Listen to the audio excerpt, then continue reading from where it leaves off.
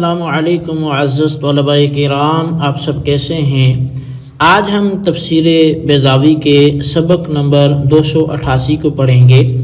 آج کے ہمارے سبق کا عنوان ہے میثاق کا بیان۔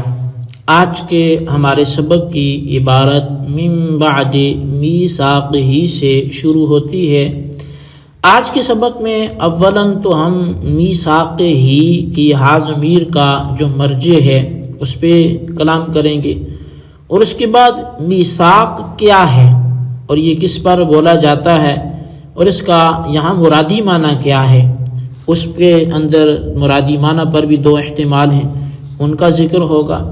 پھر من بعد میں جو حرف من ہے یہ یہاں کس معنی کے لیے ہے تو اس کی بھی وضاحت ہوگی، اور اس کے ساتھ ساتھ ہی ہم وَيَقْطَعُونَ مَا أَمَرَ اللَّهُ بِهِ أَن يُوصَلَ کے اندر جو قطع ہے تو اس قطع کے حوالے سے بھی ہمارا کلام ہوگا کہ یہاں قطع سے مراد وہ کیا ہے، اور پھر اس میں جو بندے اور رب کے درمیان تعلق کا یا مناسبت کا قطع کرنا ہے اس سے مراد کیا ہے، اس پہ بھی ہماری گفتگو ہوگی۔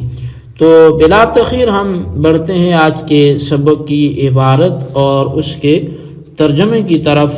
اس کے بعد اس کی جو وضاحت ہے وہ بھی سمجھنے کی کوشش کریں گے۔ تو مصنف علیہ رحمہ لکھتے ہیں من بعد میثاقہ، اس کے پختہ ہو جانے کے بعد، الضمیر للعہد، میثاق ہی کی ضمیر جو ہے یہ عہد کے طرف راجع ہے۔ والمیثاق اسم لما یقع به الوثاقۃ، اور میثاق نام ہے اس چیز کا کہ جس کے ذریعے وثاقت استواری وہ واقع ہو، وہی الاستحکام ہو، اور وثاقت جو ہے یہ مستحکم ہونا اور مضبوط ہونا ہے۔ والمراد به ما وثق اللہ به عہدہ من الآیات والکتب، اور یہاں پر میثاق سے مراد وہ اللہ نے اپنے وعدے کو آیات اور کتابوں سے جو پختہ کیا ہے وہ مراد ہے۔ او ما وثقوہ بہ من الالتزام والقبول، یا پھر وہ پختہ کرنا کہ جو بندوں کی طرف سے تھا ان کتابوں اور آیات کو مان لینے سے اور ان کو قبول کر لینے سے۔ وَيَحْتَمِلُ أَن يَكُونَ بِمَعْنَى الْمَصْدَرِ، اور یہ بھی احتمال ہے کہ یہاں پر یہ جو میثاق ہے یہ مصدر کے معنی میں ہو۔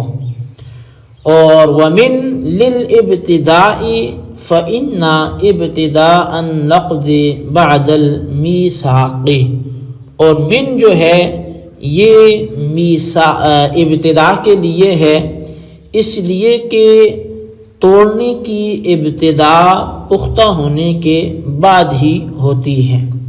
وَيَقْطَعُونَ مَا أَمَرَ اللَّهُ بِهِ أَن يُوصَلَ، اور وہ کاٹتے ہیں اس کو کہ جس کے جوڑنے کا اللہ نے حکم دیا۔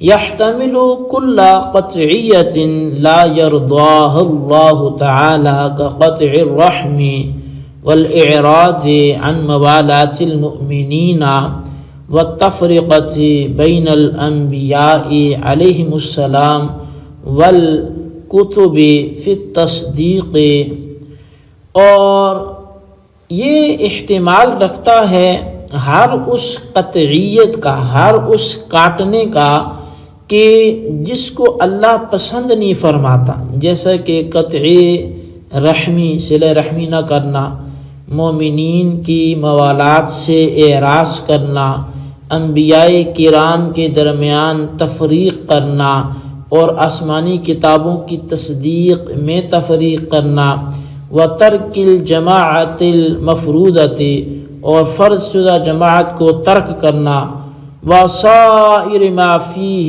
رِفْدٌ خَيْرٌ أَوْ تَعَاطِي شَرٍ فَإِنَّهُ يَقْطَعُ الْوَصْلَةَ بَيْنَ اللَّهِ وَبَيْنَ الْعَبْدِ الْمَقْصُودَةِ بِالذَّاتِ مِنْ كُلِّ وَصْلٍ وَفَصْلٍ، اور ان تمام چیزوں کا ترک جس میں کسی خیر کا چھوڑنا اور برائی کا اپنانا ہے، اس لیے کہ یہ تمام چیزیں اس رشتے کو قطع کر ڈالتی ہیں، توڑ دیتی ہیں جو بندے اور اللہ کے درمیان ہے، اور جو براہ راست ہر وصل خیر اور ہر فصل شر سے مقصود ہے۔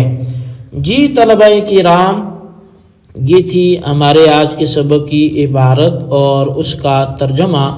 اب آئیے ہم اس کی وضاحت کی طرف بڑھتے ہیں۔ اچھا، سب سے پہلی اور بنیادی جو بات ہے وہ یہ ہے کہ من بعد میثاقہ میں ہا ضمیر کا مرجع کیا ہے؟ تو ہا ضمیر کا جو مرجع ہے وہ عہد ہے، یعنی پچھلے جو سبق میں ہم نے الذین ینقضون عہد اللہ میں لفظ عہد پڑھا تھا، تو وہ اس ہا ضمیر کا مرجع ہے، اور مطلب یہ ہے کہ من بعد میثاق العہد، یعنی وہ فاسق کے جو اللہ کے وعدے کو اس وعدے کے پختہ ہو لینے کے بعد توڑتے ہیں۔ اب یہاں میثاق کا معنی کیا ہے؟ تو فرمایا کہ یہ استحکام کے لیے بولا جاتا ہے، یعنی کوئی چیز مضبوط ہو، پختہ ہونا، مستحکم ہونا، استوار ہونا۔ اور یہاں پر اس سے جو مراد ہے وہ یہ ہے کہ اللہ تبارک و تعالی نے، یعنی دو طرح کی مرادیں ہیں۔ وعدہ پختہ کس نے کیا؟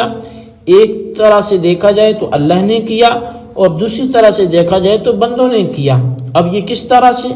فرمایا کہ والمراد به ما وثق اللہ به عہدہ من الآیات والکتب، کہ اللہ نے جو آیات اور کتابیں بھیج کر یا کتاب بھیج کر جو اس نے اپنے وعدے کو پختہ کر لیا، تو یہ پختہ کرنا اللہ کی طرف سے ہوا۔ اس کے بعد جو اس کے عہد کو توڑتے ہیں، یا پھر یہ کہ وہ کہ جو بندوں نے اس اللہ کی نازل شدہ کتاب کو قبول کرنے سے اور اس کو اپنے اوپر لازم قرار دینے کا اقرار کرنے سے جو اس وعدے کو پختہ کر لیا، قالوا بلا، یہ تو بندوں نے کہا تھا، تو لہٰذا جب انہوں نے اس عہد کو پختہ کر لیا تو اس پختہ کرنے کے بعد اب جب وہ نبی آئے تو انہوں نے کیوں انکار کر دیا؟ کیوں رب کو ایک ماننا چھوڑ دیا؟ کیوں کتاب کو تسلیم کرنا چھوڑ دیا؟ تو یہ ان کی طرف سے پختہ ہونے کے بعد عہد کا ٹوٹنا ہے۔ اور پھر فرماتے ہیں کہ یہ بھی احتمال ہے کہ یہاں پر جو میثاق ہے یہ بمعنی مصدر کے ہو۔ اصل میں قاضی صاحب نے میثاق کے جو پہلے معنی بیان کیے ہیں اس کے مطابق آیت کا ترجمہ یہ ہوگا کہ جو توڑتے رہتے ہیں اللہ کے عہد کو اس کے پختہ ہونے کے بعد۔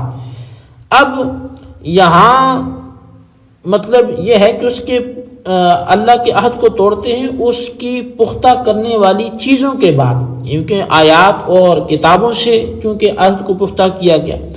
اور دوسری صورت میں اس کا ترجمہ یہ ہوگا کہ جب بندوں نے التزام اور قبول کرنے سے اسے پختہ کیا ہے، تو اب اس آیت کا ترجمہ یہ ہوگا کہ وہ جو اللہ کے عہد کو توڑتے رہتے ہیں اس کو پختہ کرنے کے بعد، کیونکہ اب پختہ خود انہوں نے کیا ہے، تو اب اس اعتبار سے اس کا ترجمہ وجوہ ہوگا۔